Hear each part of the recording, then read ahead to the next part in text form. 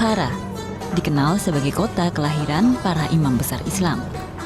Hari berikutnya saya khusus melakukan ziarah ke beberapa makam imam berpengaruh yang berada di Uzbekistan. Masih di kota Bukhara, disinilah Syekh Muhammad Bahauddin Al-Bukhari An-Naqsyabandi disemayamkan.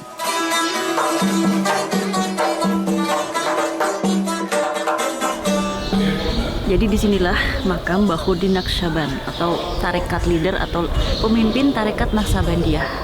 Ia lahir di Bukhara, kemudian dimakamkan di sini, dan sekarang ini menjadi tempat ziarah atau tempat berkunjung para turis. Mereka datang untuk mendoakan atau sekedar melihat-lihat sekitar. Beliau adalah seorang wali, pemimpin tarekat Naqsyabandiyah yang cukup besar dan berpengaruh dalam gerakan tasawuf. Umatnya tersebar di seluruh dunia, bahkan hingga di Indonesia. Tarekat Naqsyabandiyah dipandang mampu mempertahankan keislaman di Asia Tengah dan Eropa Timur di tengah komunisme Rusia pada abad ke-13.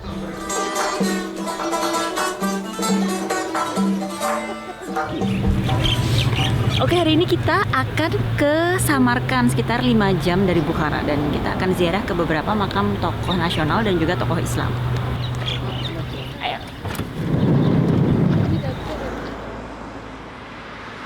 Kami melanjutkan perjalanan menuju Samarkand.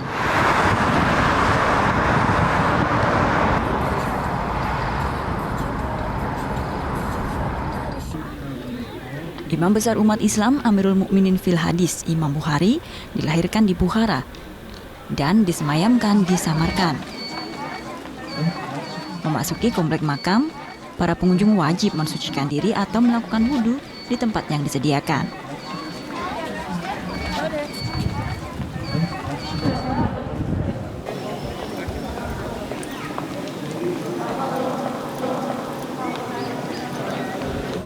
Makam Imam Bukhari berada di tengah, dihiasi bangunan porselen yang indah dengan warna dominan biru bertuliskan ayat suci Al-Quran.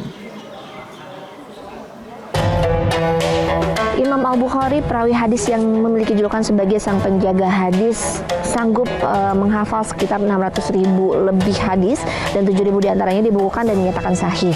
Nah, makam Imam Al-Bukhari ini memiliki kedekatan tersendiri dengan Indonesia karena pada tahun 65 Presiden Soekarno diundang untuk datang ke Uni Soviet. Salah satu syarat yang diajukan untuk pemerintah Uni Soviet bila ingin mengundang beliau adalah harus merenovasi makam Imam Al-Bukhari. Maka pemerintah Soviet pun memugar dan memperindah makam Imam Bukhari hingga menjadi megah seperti ini. Ziyoratgohga juda ham ko'p ziyoratchilar tashrif buyurmoqda. Imom Buxoriy bilan Indoneziya xalqini bog'lab turadigan asosiy bir voqea bu Sovet tizimida 1950-yil, 60-yillarda Indoneziya prezidenti Sukarno shu Moskvaga kelishligi va bu joyda ziyorat qilishligi taklif bo'lgan. Dan cerita Soekarno pun masih sering diceritakan kepada seluruh peziarah hingga saat ini. Kompleksnya terletak di Desa Hartang, 25 km dari pusat kota. Pengunjung hanya diperbolehkan berdoa di sekitar bangunan.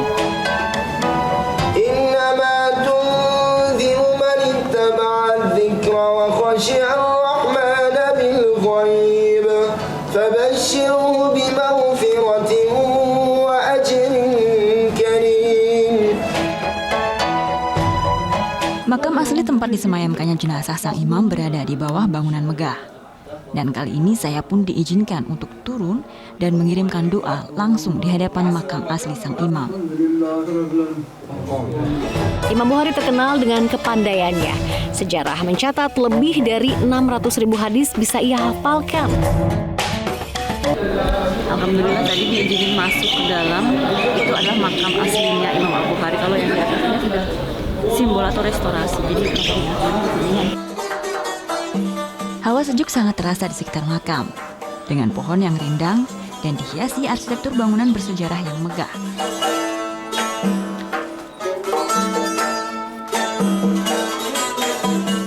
Di komplek makam ini terdapat juga perpustakaan dan masjid.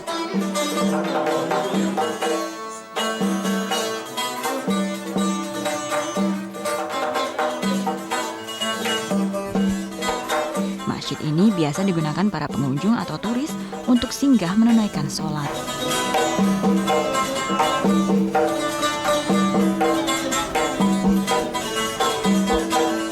Hampir sama dengan Bukhara, Samarkand adalah kota yang dilalui jalur sutra kuno di Uzbekistan.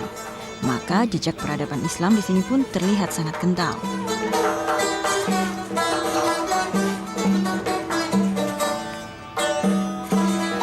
Seorang Muslim, Ibnu Battuta, menggambarkan Samarkand sebagai salah satu kota terbaik, teragung, dan paling sempurna dalam hal keindahannya. Mengunjungi alun-alun Registan, saya pun memahami kenapa Ibnu Battuta terpikat dengan kota ini. Registan adalah jantung dari kota Samarkand di masa dinasti Timurid. 3 madrasah yang sangat megah berdiri di area Registan: Ulughbek, Sherdor, dan Madrasah Tilakori. From Bukhara and then we are here in Samarkand. So, can you tell us about Yeah, now we are arrived in Samarkand city. Yes, Samarkand. So after Imam al-Bukhari complex, the first central complex is Registan Square. Yeah, Registan Square, 3 madrasa faces each other.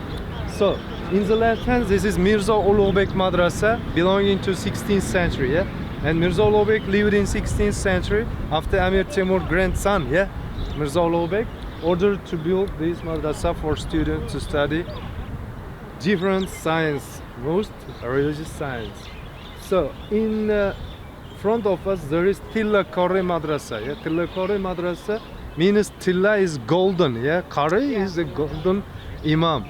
On the right hand there is Sherdar Madrasa. Yeah, Sherdar Madrasa. Why we call Sherdar? Sher means in English tiger. Yeah, in 16th century in Central Asia we had a lot tigers. So on the top of the building there is 2 pictures of tiger.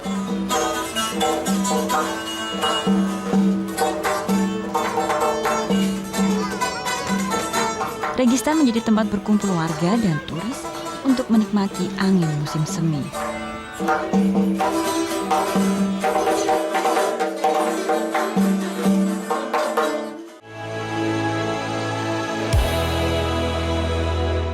Jelajahi cara baru mendapatkan informasi. Download Metro TV Extend sekarang.